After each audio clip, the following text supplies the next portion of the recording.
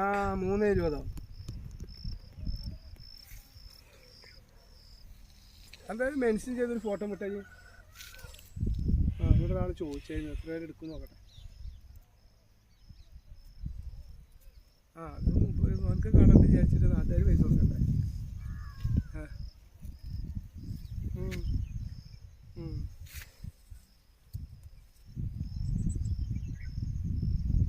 ആയിക്കോട്ടെ, ഞാനെന്തായാലും നോക്കിയിട്ട് വിളിക്കാം. ഒന്ന് മെൻഷൻ ചെയ്ത് വിട്ടാൽ ഇക്ക നിൽക്കുന്ന കണ്ടോ പൂന്തോട്ടത്തിൽ. അത് നോക്കാൻ